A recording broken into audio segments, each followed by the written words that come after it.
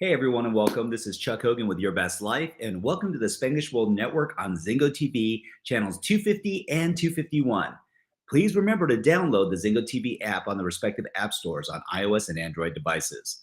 While you download, make sure you rate and leave a comment. It's really important to us. The app is completely free. Zingo TV is also available on Google Chromecast, Amazon Fire TV sticks, and Roku sticks on all smart TVs 2016 and forward. So, boy, have I got a treat for you tonight. And I want to just say welcome everyone because it's been a hot minute. And I am so grateful to be back. And joining me tonight is a woman that really, her reputation precedes her. She is a coach. She is a neurostrategist. She is a mom. She is a maven of movement and motion and emotions.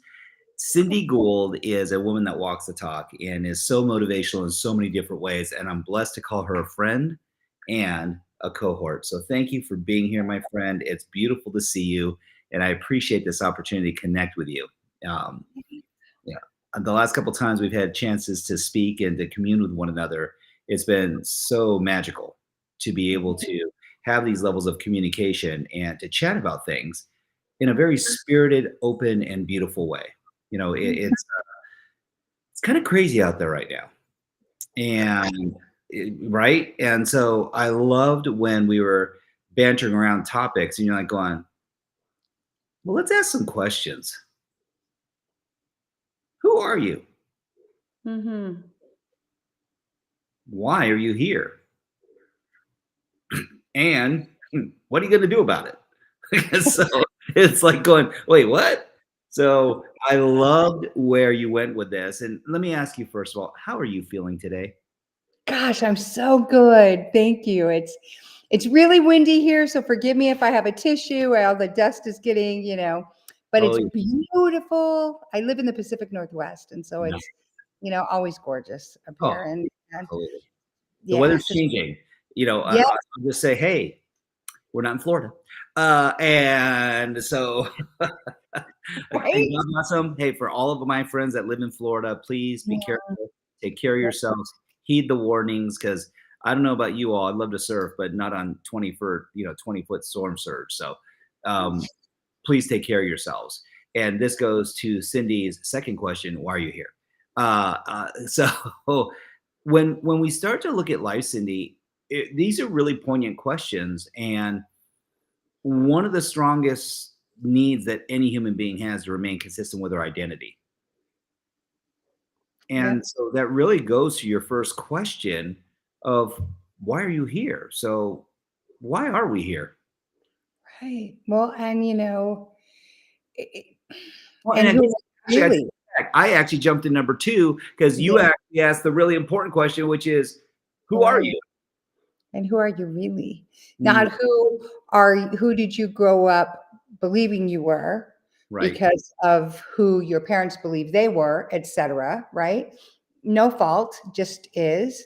And now it's so fascinating. I know you have children younger than mine, and but I do have grands that are in their teenagers and younger. And I think, how do you even figure out who you are when you've got all this Mm, yes. telling you who you're supposed to be, right? And as you're trying to figure it in, and I think, I tell people, because those are the basic questions I ask somebody when I start working with them. Mm, It's like, who are you? And then we figure it out. Like, do you even know? Because most people, like, I don't know. Remember that scene in Runaway Bride with Julia Roberts, and she's eating all the eggs, yeah. right? Trying to figure out which egg she really likes because she just morphed into whoever would whatever it would take for that person to love her. Right. Right. So let me just like your eggs the way that you like your eggs. And let me Right. just, clean the house the way you like it done, or wear what you want me to wear, or whatever. But so if when you looked at that question, Chuck, I know you're really solid, but what did you think? Okay, well, who am I anyway? Like, You and how know, did you figure that out? and thank you for asking it that way as well. What immediately came to mind for me, Cindy, was, and this is going to sound maybe a little quirky, but I'm going to put it out there anyway. And that is, I went to your second question first. And they're like, why? And I said, because who you are is really predicated on where you're living. So, as if you would ask me who I am as a father, who I am as a friend, as a business owner, as an entrepreneur, as a strategist, as a manifester of magnificence and energy. And I go, wow. So I started asking this very simple question. Are you the same person in the boardroom and the bedroom? Are you the same person in the bedroom as you are in church?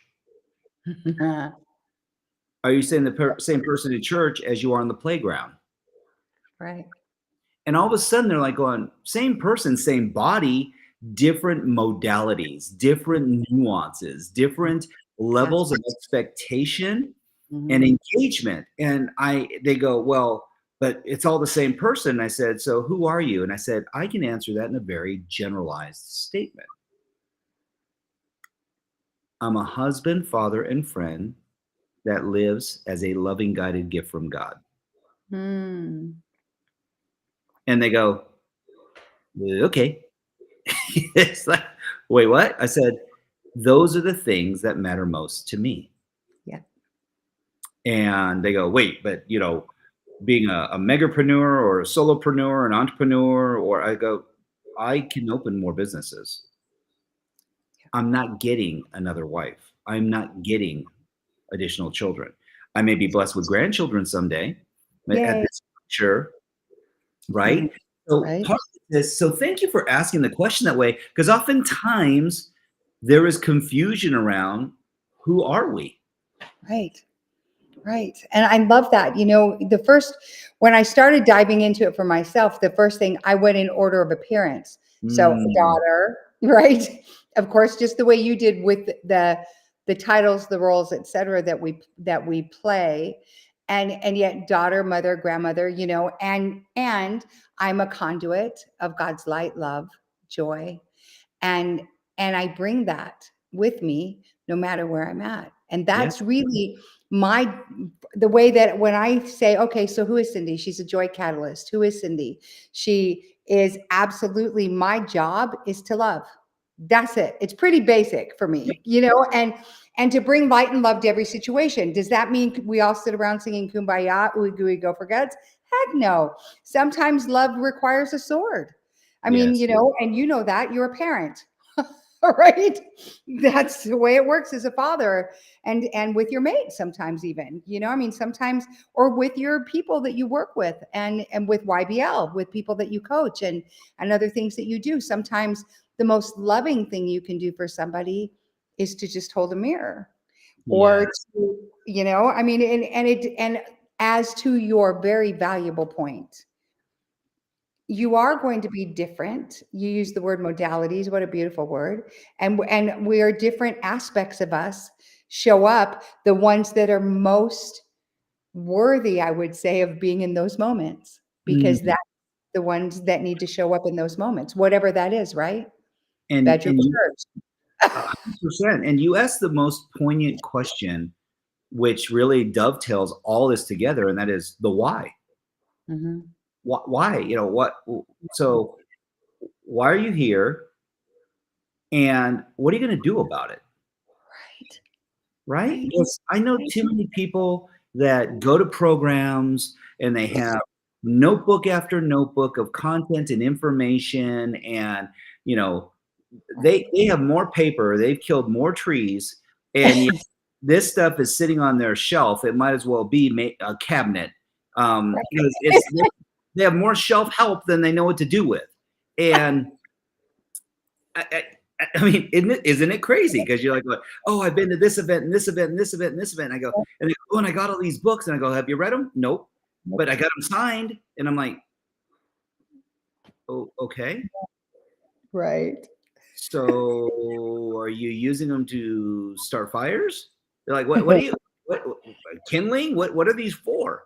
And I started to realize that for some people, out of their need to meet the 6 human needs, Mm. that there was this level of identity and significance around being a professional student. And it's almost like this moniker. I'm like, I'm a, a perpetual, learner. And I'm like, that's great, because in my model of the world, if you're not growing, you're dying. And so it's like, keep on the path of growth, whatever that means to you.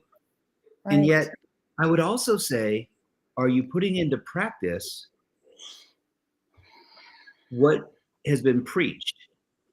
And they go, wait, I'm not preaching it. And I said, I know you're not, because that would be putting into practice. Thank you. Right. Or even one aspect of it. Take one nugget. Well, And apply are it. you walking that one, just one little thing? Did you increase your water? There you go. Are you drinking? No, I'm still dehydrated. I still don't sleep, all the things, right? And I know, and again, I know you come from this world, the Tony world, and I know Vinu, my, our beloved, we know all the people that, and yet I hear people, I went to my 7th UPW and this and that. I'm like, okay. I'm thinking to myself, I'm like, why? how's it not working out for you? I mean, it's like going, Right. wait, what? And Right. I got called out on this before. I did. And it was like, they're like going, oh, well, how many UPWs have you gone to? And I said, too many. But there's a difference. And the difference is, are you there under the auspices of engagement, volunteerism, servitude, or just to connect? Right. And they go, well, is it wrong? I go, no. Not wrong. But don't feign that you're making these shifts when what you really aspire is or energetic connection. 100%. And so you'll take a week out of your time and fly yourself to an event, pay for a hotel room, or stay in a hotel room with 10 other people or whatever. I never did that, but whatever floats your boat. And, Right. and I go, okay, did you learn? Right.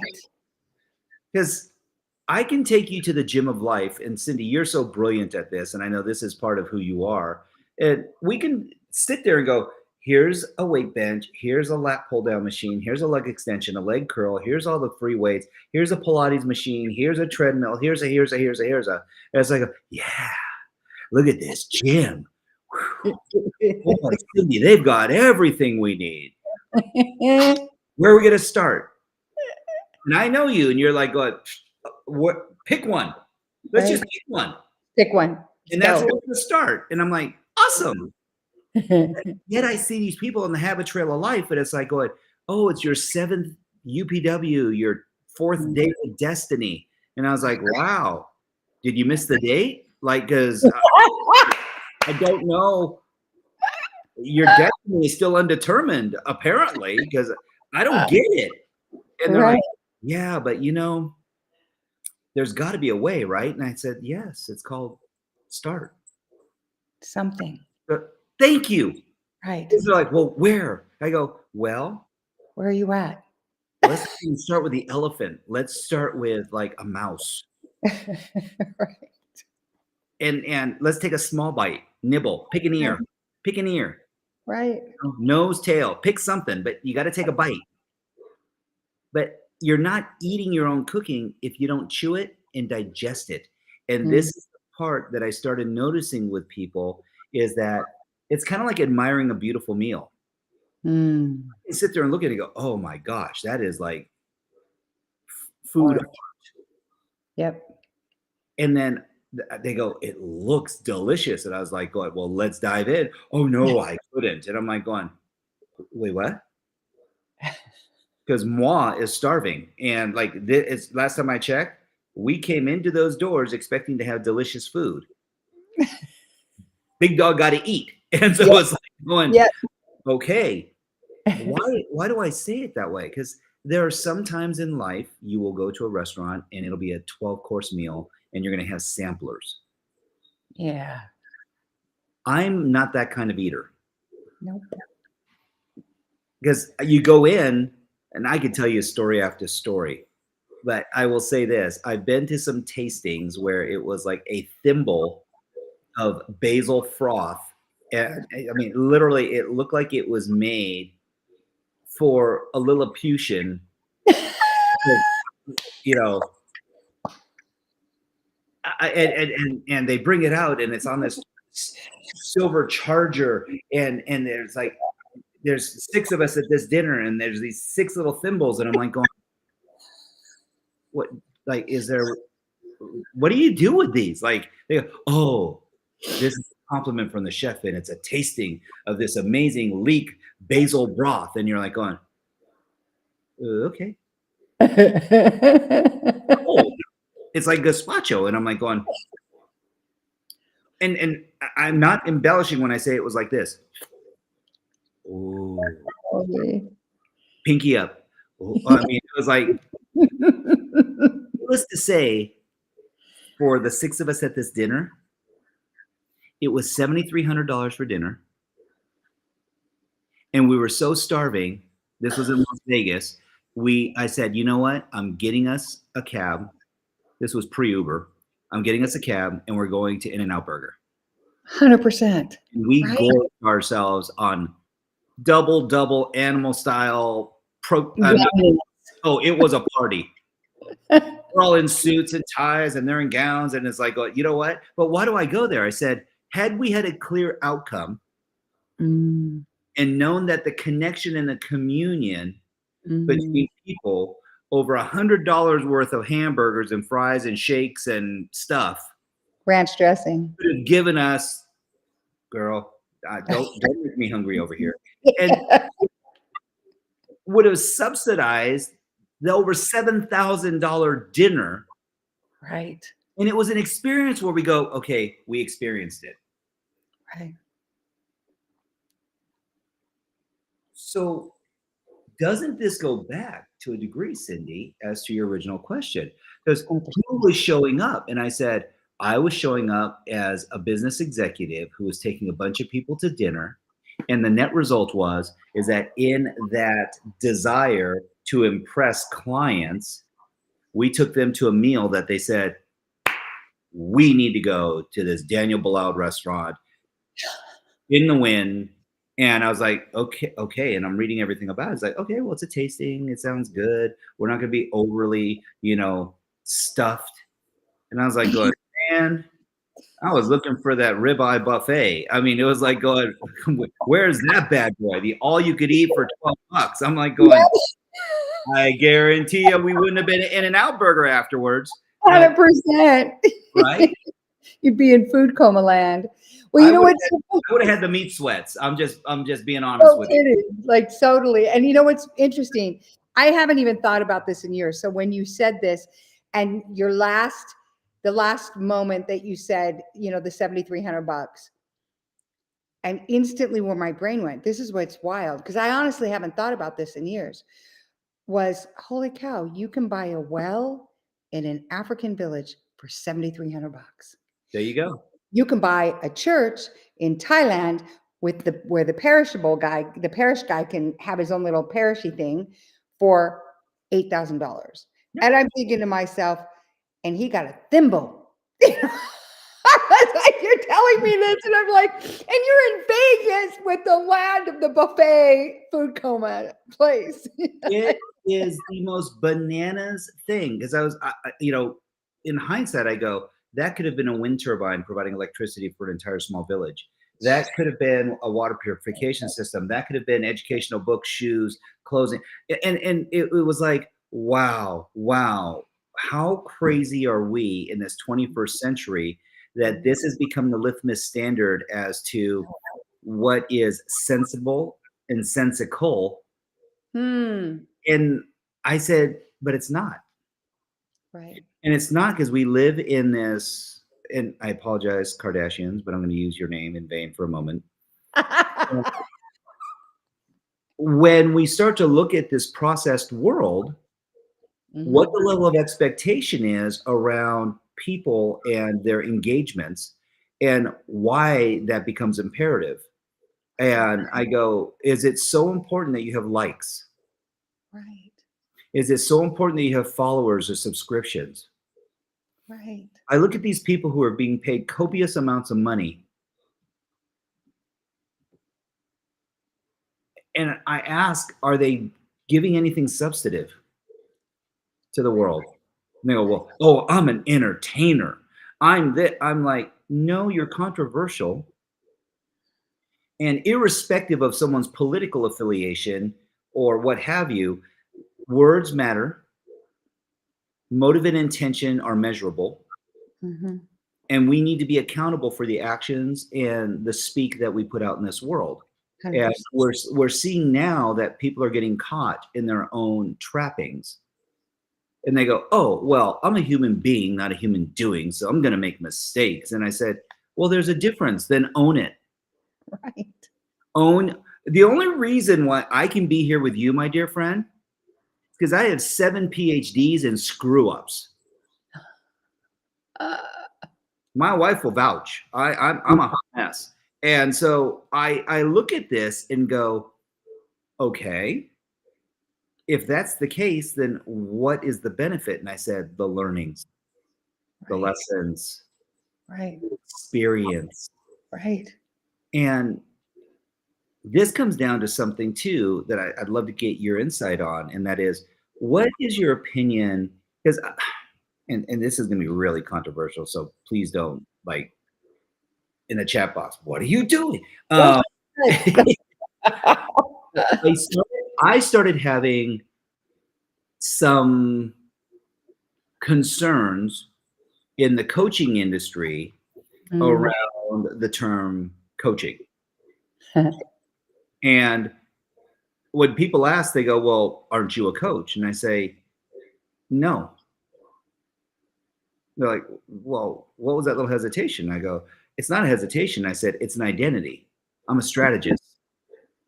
See, And they're like, semantics.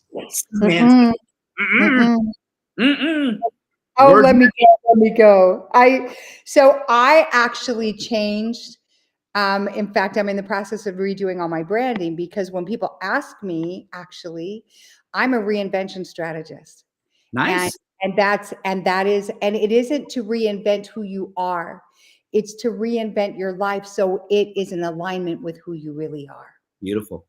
Love that. And so and I am big on the word strategist. And so it's interesting because I'm actually rebranding a lot of things. It's so great that you asked this, and thank you, because I'm rebranding even as a breakthrough and transformation strategist as opposed to just coaching, because even as we're coaching, and I know you well enough to know that there's a part of you that comes alongside, and yes, with the strategy, yes, you might throw in some of the coaching, and yes, with mentoring, with the wisdom and the background that you have, and with every, like you said, all the PhDs you have that give you that lens. And back to something that you said, because I don't want to forget this, the dinner, right? And all of that. When we have moments and PhDs and all the things that provide us this beautiful fabric and all the threads to weave into our tapestry, right, of our lives.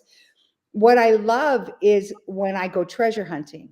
So I had a dinner with Thimble, Steph, and then we ended up going to In-N-Out, and had more fun, laughing and enjoying and dipping in the tartar sauce and the fry sauce and the, ranch dressing and all those things.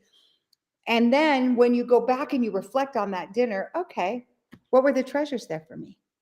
What did you learn? Because what you said it, you wanted to impress, you wanted to whatever. And when we make those choices, right, a lot of it boils down to connection. Yes. We wanted to connect on a level that we would feel loved, appreciated. What does that boil down to, right? I mean, we already know which 6 needs, and we're wanting all of that. And, without knowing that we're going to be thimbled,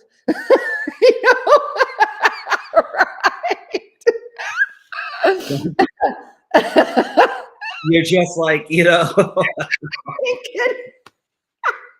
Oh my God. Old, but regardless, and you're thinking, okay, yeah, it's a write-off, but that's like you said. I mean, we can come up with lists of things we could have. We know people, we can buy them a car, they need a car, whatever, right?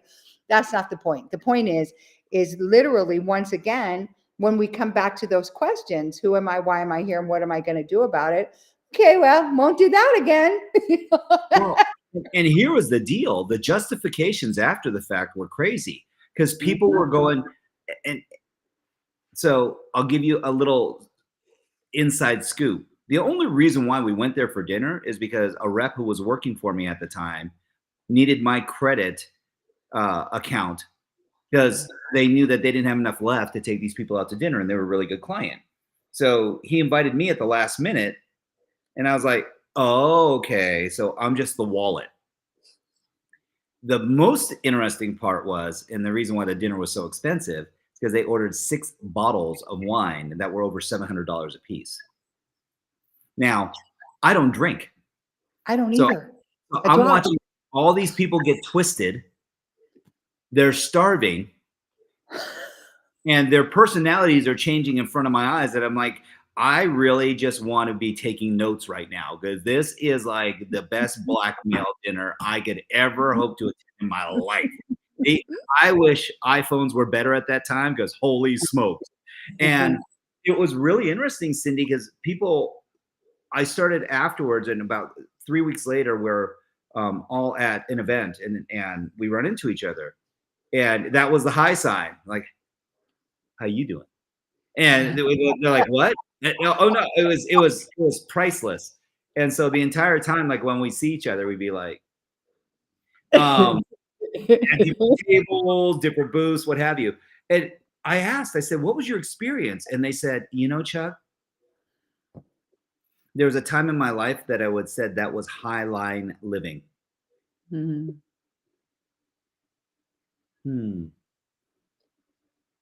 And what was the takeaway? That an In-N-Out burger trumps basil froth any day of the week. And the company and the conversations you can have when you're in a truly authentic and fun state. Because this gal, she's like, we could have been wearing jeans and t-shirts and hanging out. Because the most memorable part of that event was when we drove back, they were staying at the Bellagio, and we got dropped off not in front of the casino. We asked them to drop us off in front of the water feature.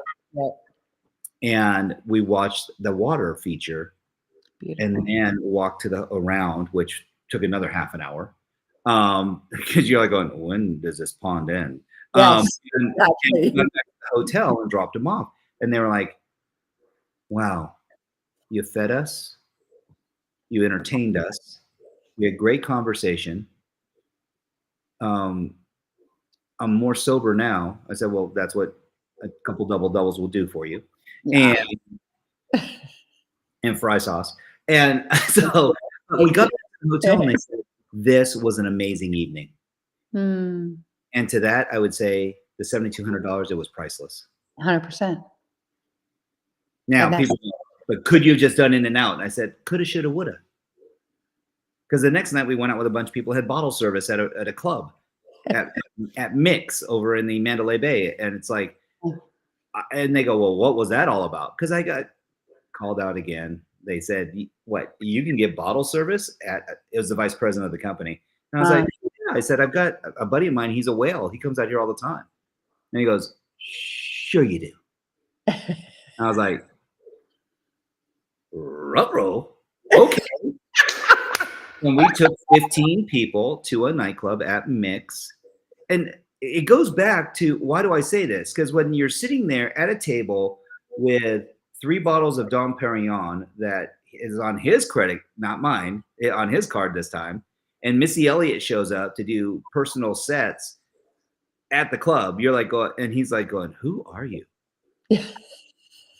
And I just said, I'm the guy that just knows a few people that like to live life at another level. And so my identity at that moment, and this is going to sound maybe a little weird, was actually as a very humble human being. I realized I'm just a guy, but I know some amazing people.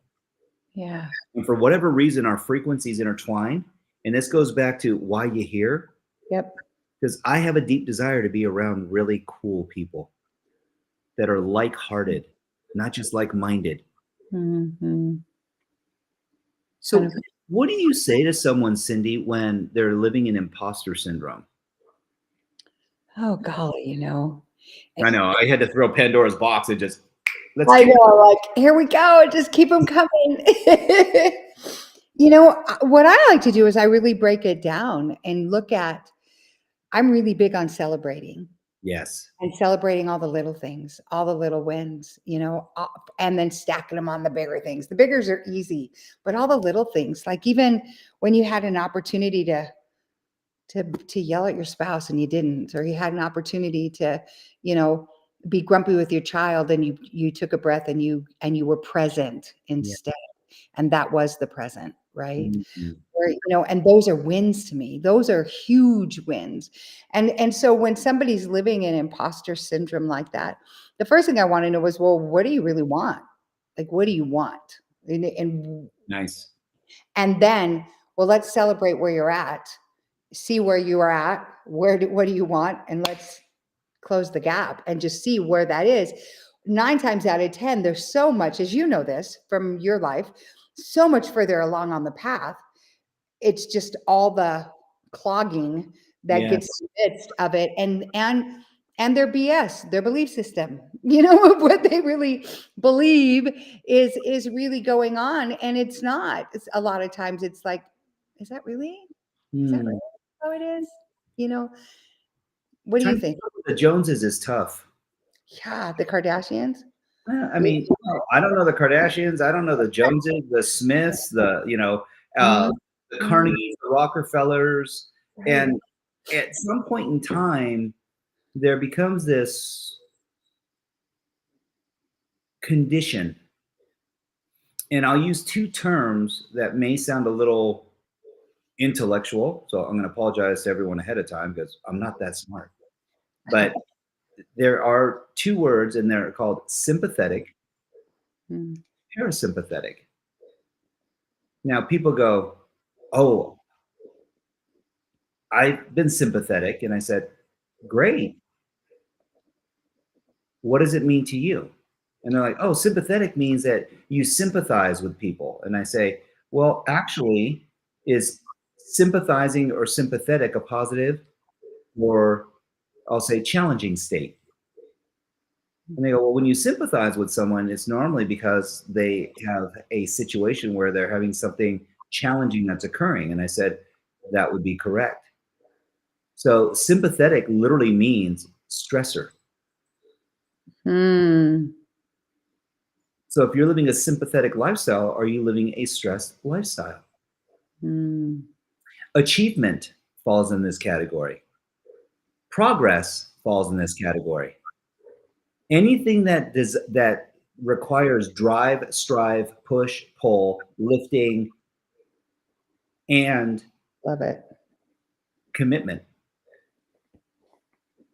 And they're like, oh, is that a bad thing? I said, no, it's a lifestyle. Let's not brand it. Let's just call it what it is.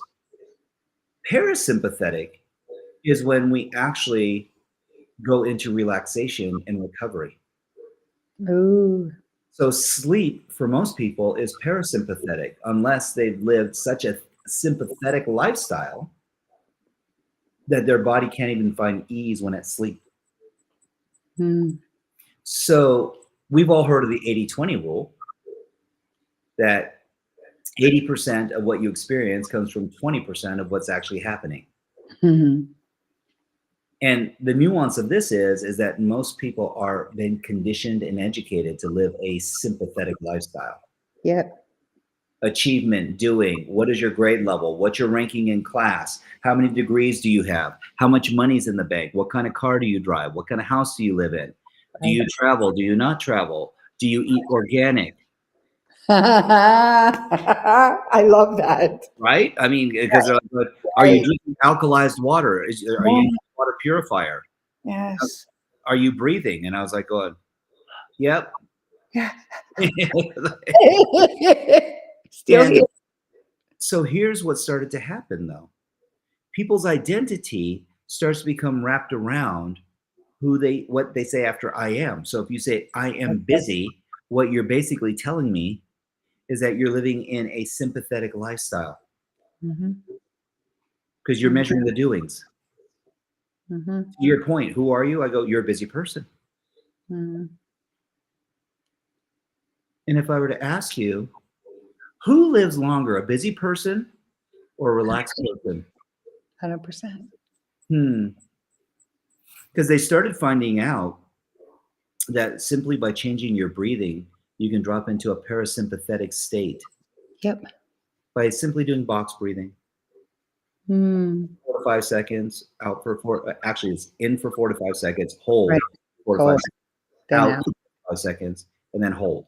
And what it does is it starts to equalize your oxygenation and also your consumption of carbon dioxide within your own body. Some people can breathe out for 4, but when they get down to hold for 4, they can't, because now their body is trying to expel the carbon dioxide. They do not have any bandwidth for sympathetic, for stressors. Right. And they go, well, okay, well, why are you going there with this conversation? Because something as simple as breathing can set you free. Yep. And it also can be very sympathetic and triggering. Yep. So, Cindy, my dear friend, how do we help people move past some of these challenges? You know, I remember that, first of all, thank you for all of that and for sharing that with everybody who's listening now or in the future, because such gold, guys. So great. I remember a season in my life a few years ago, and you know, you don't know how bad you feel till you feel good. Yes. Right? Thank you. Yes. And I remember taking a deep breath, and I was quivering as I was breathing. And I was like, what the heck is that? You know what I mean? Here's this girl and it was pre-divorce, and it was during a lot of turmoil and trauma and stuff. And I'm like, oh, no bueno. That's not acceptable. But that's what and so what did I do? I had to make some decisions. Yes. For myself. I had to make choices. This was first and foremost, and this is the toughest. I had to love Cindy above everyone. My job became to feel the very best I can at all times, in all places, in all situations, in all circumstances, not manufactured, not fake, legit. Yes. So when you asked earlier, who are you? And I said, I am a conduit of light and love and joy. Yes. I literally, that's what I had to become, so that, and the breathing thing is so valuable because it's such a great barometer. And there are people, as to your point, that can't hold their breath for 4 seconds. Right. Right? You can't. And so, yeah, right. And so what I did for myself was I started bringing in anything that would, even if it was for a split second, that would flip me to joy, that would flip me to, and then of course later down the road encoding and all that. But in that moment, pre any of that, anything that would give me peace, anything that would give me calm. And I would ask myself, how can I support you, Cindy? What do you need right now? What do you need right now to really be who you really are? Well, who the heck am I anyway? I mean, you know all those combos, right? Right. And so I would go back again to the same thing. Now, for me, of course, and I know with you I believe is the same. For me, my faith really played a huge role in that. I'm like, okay, Lord, what the heck? You know what I mean? I mean, that's the way I talk to God anyway. Like, what the heck? I need some help here. Help me out. Right? I mean, but that is what I was given was, hey, take it, eat the mouse, not the elephant. To your point, valuable point. Take teeny tiny little get the thimble if you got to get the thimble size. Hey, I'll tell you what, if they served you a whole trough of it, you would have been like, and so, I mean, so I could handle the thimble, but I wasn't like going.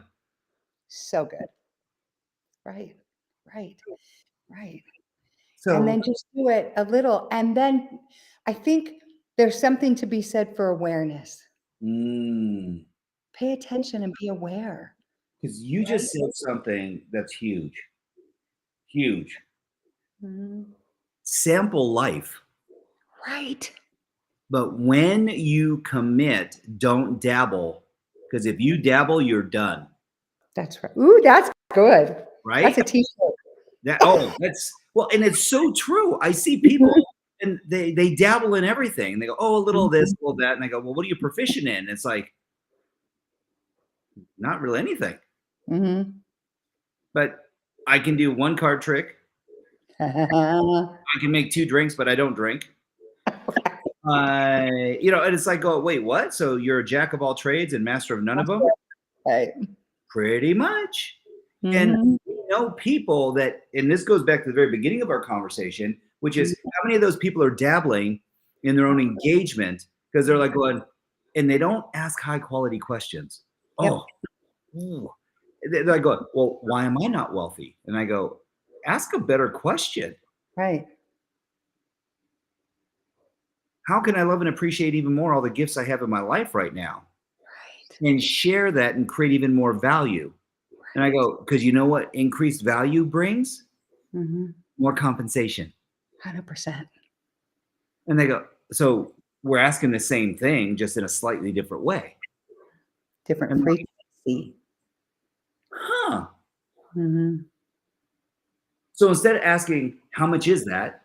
Ask, wow, what are some of the things I can engage in that would Mhm. allow me to get that? Right. Very different level of empowerment, very different level of engagement as far as asking ourselves, of ourselves, to ourselves, with ourselves, how to progress forward in a deliberate way. 100%. There's too many people that are committed to hopium right now.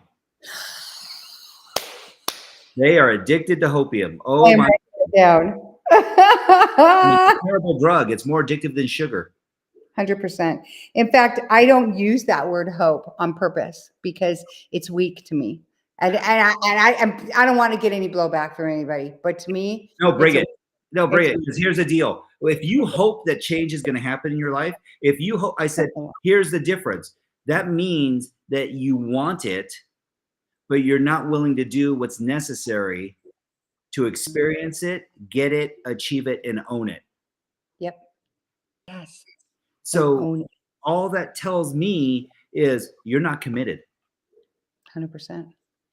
And I'm sorry, but life does not work that way. Mm-mm. In fact, I'm going to go negative. I'll go, yes, and because there is yes, and you can have everything that you want all the time whenever you want it. And they're like, really? What does it take? I said, making a decision. Yep. Mammoth action. Focus. Focus. Presence. Integrity. Authenticity. And they're like going, oh my gosh. They go, I don't know if I can do that. And I said, I told you it was simple, but not easy. Not easy. Yeah. So most people are not willing, and I'll make this statement. Everything that people are searching and desiring rests and lives in everything that they're not doing. Oh, yes. Because if Yes. they were and they sampled it and they liked it, they would take ownership. Mhm. They decided that the cost was too much. Health and vitality, the cost is too much. I'll eat junk food. That clean water or hygiene, good dental hygiene. Right. There are some people that still have aluminum fillings in their mouth, and it's causing dis-ease and disruption in the frequencies of their body. Yep. And it's like, wait, what? Yes, have that stuff taken out of you. If you're listening to me right now, and I'm not a Yes. dentist, but I'm telling you, go get porcelain fillings. Your teeth will look white and beautiful and clear. You won't open your mouth and look like, you know, you've got a grill or you're a pimp daddy or pimp mama. You will be able to live your life, and you will find that your energy will elevate, because this is a receptor for energy that's flowing around you. And when it gets stopped here, it doesn't fill in here.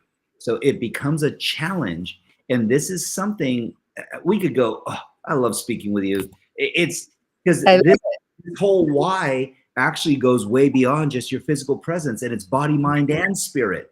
Because why you're here may not have been to have a physical conversation or an intellectual one. Right. It was to have an energetic engagement. And then when you're in the presence of Cindy, trust me, energy abounds. Thank you. You're welcome. You're a blessing. And people need to know that this is so important. It is important. It is because important. these simple fundamental questions. So Cindy, let's answer something for them, because we have about 4 minutes left. Yes. And if we were to ask someone and say, what will get you to where you need to be the fastest? What would you say? What advice would you give someone? 2 things. You've already said them. Make the decision. Make and resolve, not just, you know, I hope that'll happen one day. I mean, resolve, and then ask the quality questions that it's going to take to get you there. For me, I see myself already there. It's already done. It's done. Right. And everything I want is in the field. All I have to do is point and click, and then resolve to show up. That's it. I mean, to me, it's that simple. Anything, no matter what it is, right? And so where focus goes, energy flows. 100%. 100%. So stop living in avoidance. Yes. And just turn your reticular activating system to how you need to feel most often today. And if that's happy, well-adjusted, courageous, kind, authentic, real, driven, centered, guided, elevated, I go, awesome. Because you know what happens when you put that blinder of positivity and they go, oh, that's just happy talk. I go, no. Because what happens is when I'm looking over here and I'm going to the light, I'm leaving the darkness behind, the beratement, procrastination, you know, invalidation, criticism. Focus on what you want. Don't focus on that. So let me share this really quick. I know that we have just a minute. So there's in the Bible, there's about 170 times women are mentioned in the Bible. One time that where God says, remember Lot's. You don't even get to know the chick's name. Just remember Lot's wife. And what was happening? Angels show up to get the 2 daughters out of Sodom and Gomorrah. Everything's burning to the ground. And all the angel says, just don't look back. What happened? She looks back. She turns into a pillar of salt. And what really happened was something she was meant to be passing through. She got stuck there and she looked back. Now, how does that pertain to us even now?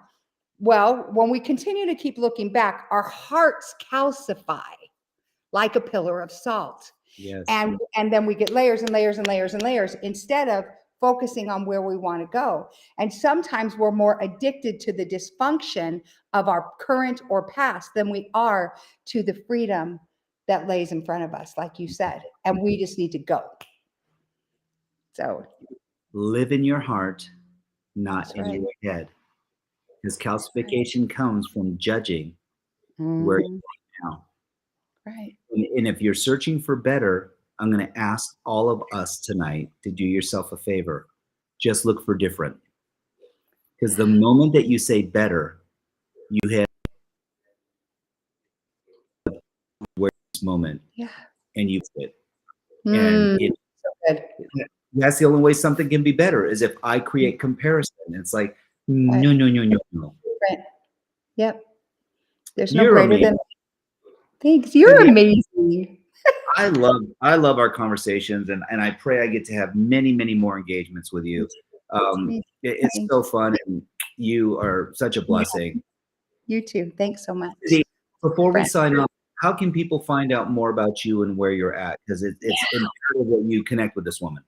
Thank you. So on Facebook, just look for The Victory Network. free group. Just join us there, or Cindy Gould. I'm on Facebook as well. My shows are on the Spanglish World Network here, are Fridays at 11 a.m. Pacific, and it's Create Your Victorious Life. And Chuck will be on my show, I'm sure, before the end of this year. Thank you. It'd be my pleasure. Thank you so much. Mm-hmm. And thank you for this spirited conversation, all this information. I'm going to remind all of our viewing audience that this show can also be heard on the Spanglish Radio Network. Please check us out for all the news and all the programming. Spanglish World, watch it, hear it, read it, download it, and live it. Thank you, Cindy. Appreciate you, dear. Thank you.